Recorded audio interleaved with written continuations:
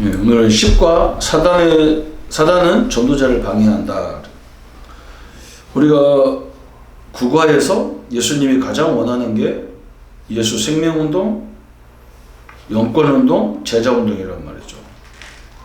마귀가 가장 싫은 게 이거예요.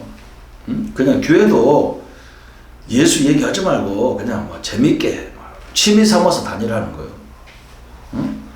영권 얘기 이런 거 하지 말라는 거예요. 근데 사용하지 말라는, 예수 이름으로 막 마귀 날아가라 결박받아 이런 말 하지 말라는 거예요. 그래서 그걸 못하게 하려고 신학자들도 귀신 얘기하면요 귀신론자로 해서 이단화 시키잖아요.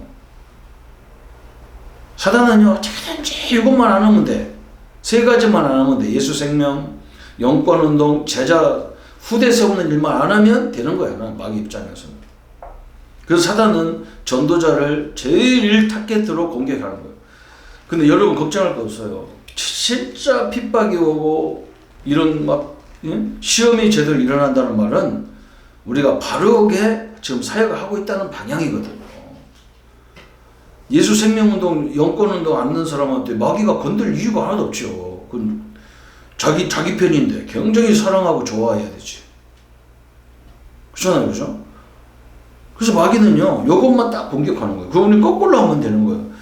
제일 중요한 것은, 그죠? 이 상대방의 전략을 활용하는 거예요. 마귀의 전략을 활용하는 거거든. 그래서 마귀가 아무데나 걸리지 않잖아요. 안 하니까. 그래서 제자인지 아닌지도 우리가 성령도 역사하지만 마귀도 역사를 많이 하거든, 그 사람한테. 왜 그러냐? 그 사람이 제자 되면 큰일 나니까. 사단의 전략을 거꾸로 뒤집으면 되는 거고, 응답받는 거죠. 그래서 서론에 사단은 복음 전하는 교회, 성도 교역자를 두려워한다. 왜냐하면 전도는 영적인 전투 중에 가장 중요한 것이기 때문이다. 포로된 자를 돌아오게 하는 것과 같다. 그러므로 어떤 경우에라도 복음 전파를 막으려고 시도한다. 고린도서 4장 4절, 데살로니가서 2장 10절 11절. 때로는 막 광명의 전사처럼 미혹하는 영처럼 막 사용하죠. 사도행전 17장에도 막 핍박이 일어나고, 사도행전 4장에도 막 교회가 막 심한 갈등이 일어나고, 막 계시록 2장 9절에 보면 막 이 마귀가 막 이 전략 전술이 있다는 말이잖아요. 마귀의 회가, 그죠? 사도행전 10장 38절에 마귀에 눌렸다. 그럼 어떤 방법으로 마귀가 방해하느냐 그랬어요. 분주하게 만듭니다. 분주하게.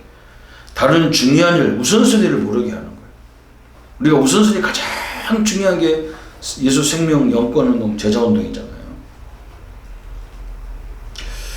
또 인정에, 사람의 정에 끌리게 만들어가죠.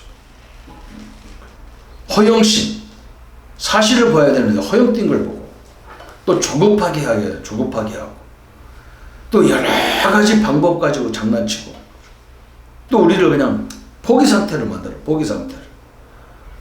그리고 사람 중심, 인본주의 있잖아요. 사람 중심으로 모든 걸 하게 만들어. 그럼 하나님께서 이때를 기다리셨다가 여기서 남은 자, 충성된 자에게 능력과 축복을 부어줬어요. 이런 상황 속에서도 하나님이 딱 충성된 사람들이 있다니까. 이사야 63장, 23장, 이사야 26장 3절이죠. 주께서 심지가 견고한 자를 평강에서 평강으로 인도하신다. 심지가 견고한 사람에서 흔들림이 없어. 또 디모데후서 2장 1절부터 7절까지, 그죠? 사도 바울이 뭐라 했냐? 디모데후에 은혜 안에서, 그리스도 은혜 안에서 강해라. 너는 군사와 같이, 또 경계하는 자와 같이, 농부와 같이 해라. 마태복음 28장 16절 20절에 모든 족속으로 제자 삼아라. 이게 항상, 여러분 그렇잖아요. 바울이 전도하다가 가장 핍박당하고 어려움 당했던 것이 누스드라예요. 돌로 맞아가지고 다 죽었다고 그랬어요. 근데 바울이 그 다음날 또 들어갔어. 누구 때문에 들어갔냐? 디모데 같은 일꾼이 거기서 있었던 거예요. 근데 디모데가 누굽니까? 가장 핍박이 많은 데서요, 바울의 대를 이어서 복음 전할 수 있는 인물이 나온 게 디모데예요. 이게 얼마나 중요합니까? 우리는 핍박 오면 아이고 이건 하나님 뜻 아니다 그러는데 안 그래요.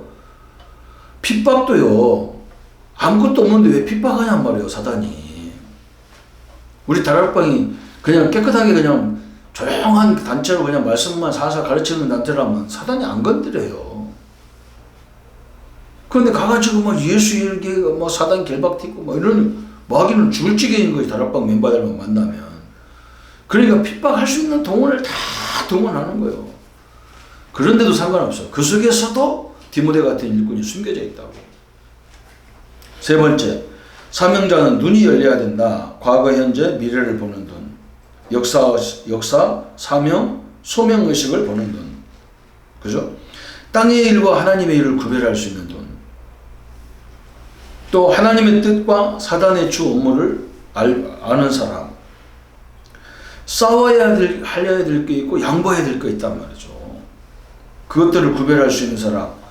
이 눈이 있어야만, 다시 말하면 사단이 기뻐하는 일이라면 절대 안 해야 되는 거죠. 여러분, 하나님이 기뻐하는 일이라면 절대적으로 헌신해야 되겠죠. 그걸 얘기하는 거예요. 사명자는 그래서 사단의 공격을 계속 받기 때문에 늘 공급받아야 될 게 있는데 항상 하나님과 교제하는 기도가 있어야 돼요. 빌립보 4장 13절에 내게 능력 주시나 내가 모든 걸, 바울이 감옥에서 했잖아요. 내가 그리스도와 함께하는 걸 늘 누렸단 말이에요. 그래서 어느 환경에도 나는 상관없다는 거예요. 뭐 풍부에 처해도 괜찮고 궁핍에 처해도 괜찮고, 그러니까 다 어디든지 그리스도와 함께한다면 나는 상관없다. 왜 그러냐? 다 이길 수 있기 때문에 그래요. 사무엘하 22장 23절 하나님은 나의 견고한 요새시고 나의 힘의 원천이시고. 참 정난 얘기겠죠. 로마서 1장 9절 내가 항상 내 기도에 쉬지 않고 기도하겠다. 시편 23편 1절 다윗이 여호와는 나의 목자시니 내게 부족함이 없다. 골로새 4장 12절에 항상 기도하고 완전하고 확신 있게 서기 위하여 항상 기도한다 그랬죠. 창세기 39장 요셉이 어디 있든지 하나님 함께하는 걸 누렸다. 다니엘 6장 7절 10절에 어인이 찍힌 것을 알거든. 이제는 이걸 하면 안 되고 이거 하면 죽는 줄도 알면서도 하나님이 기뻐하는 일을 놓칠 수가 없어. 하나님이 싫어하는 일을 할 수가 없잖아요. 그게 그 힘을 하나님으로부터 받았단 말이에요. 순교한다는 것은요, 하나님이 주셔야 되는 거예요. 순교가. 내가 순교하고 싶다 해서 하는 게 아니고 그 힘이 주어진다니까. 그래서 초대교회나 교회사 같은 데 보면 순교당할 때 한 사람도 얼굴 찌그리고 죽은 사람이 없어요. 희한하게 얼굴이 너무 밝았어. 사람들이 보면서 야 저거 어쩐 일이 있냐 말이야. 자기가 죽는 상태인데 참 희한하죠. 하나님이 은혜를 주셨단 말이에요. 또 항상 말씀으로 하나님과 함께 사명자는 시편 119편 97절 종일 하나님 말씀을 다윗이 묵상했다. 능력의 말씀을 간직하고. 왜? 이 말씀이 사람을 치유할 수 있고 바꿀 수가 있어요. 다른 거 갖고는 못 바꿔요. 하나님 말씀이 들어가고 하나님 말씀이 딱 잡혀야 되지. 그래서 마귀는 어떻게든지 하나님 말씀만 전하지 못하고 듣지 못하고 이걸 내 것으로 만들지 못하게 하는 게 마귀의 전략이죠. 요한복음 14장 21절 내가 이 하나님의 계명을 지켜 행하면 하나님은 나에게 당신을 나타내겠다 했다. 시편 119편 25절 나를 소성케 하소서. 47절에 보면 스스로 하나님 말씀을 늘 즐거워했다. 디모데후서 3장 17절에 하나님 말씀은 성령의 감동으로 됐다. 최고의 축복이죠. 성경은요, 하나님 성령의 감동으로 지었기 때문에 성경을 읽고 듣고 성경을 가르칠 때 성령이 가장 크게 역사하는 거예요. 전도자는 사단의 제1타겟입니다. 그런데 사단이 공격할 때마다 낙심하지 말고 내가 올바른 사역을 하고 있구나. 또 내가 앞으로 복음 깨달으면 참 큰 응답을 받을 사람이구나. 왜 그러냐면 놔둬서 망할 사람은 건들 이유가 없겠죠. 그죠? 누가 지나가는 거지한테 가서 강도질을 하겠습니까? 아무것도 없는 사람한테. 그게 또라이지. 그게 정신병이잖아요. 그래서 어린아이들을 그냥 유기해서 돈 달라고 하는 그놈은 조금 정상이에요. 어린아이를 그냥 잡아다가 죽이는 이건 정신병이잖아요. 애가 무슨 뭐 있다고. 걔 부모한테 달라고 해야 되지. 그걸 왜 죽입니까? 이 정신병이잖아요. 그죠? 아무것도 없는 그 시고 가서 강도지대에서 돈 100원, 200원 뺏 그런 놈이 그런 바보가 어디 있어요.